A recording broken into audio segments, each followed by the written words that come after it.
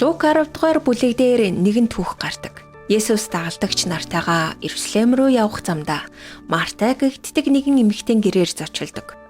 Түүний дүү Мария Есүсийг хүлд суугаад түүний ярихыг сонсож байдаг. Харин Марта ирсэн зочдоо дайлахаар хоол хийгээд тун завгүй байлаа.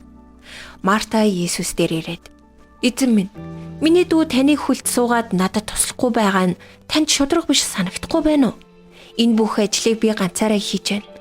Надад тусал гэж түнд хэлээч" гэдэг.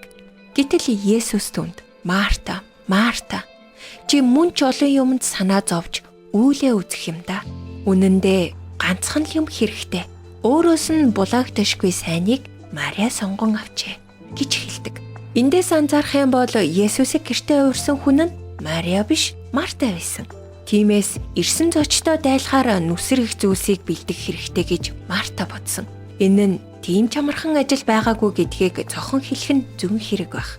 Лук үүнийг диаконо буюу үйлчлэл гэдэг үгээр тайлбарласан. Нэг үгээр хэлбэл тэр өөрийн хэрээс хэтэрсэн их ачааллыг өөртөө авсан юм.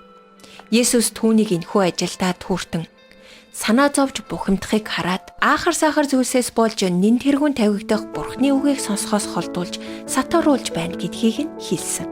Номлогч Чарлз Спержиний ажигласан зүйл нь Мартагийн алдаа үйлчлэлсэндээ биш, харин үйлчлэлдээ түүртэж эзнийг мартаад зөвхөн үйлчлэлдээ төвлөрсөнд оршиж байгаа юм гэжээ.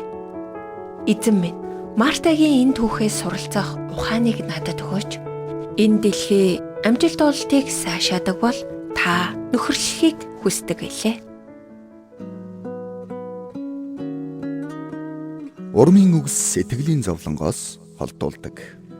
Хадагтай Дарлин Салагийн урам зоригийн үгс нэвтрүүлэг танд хүрлээ.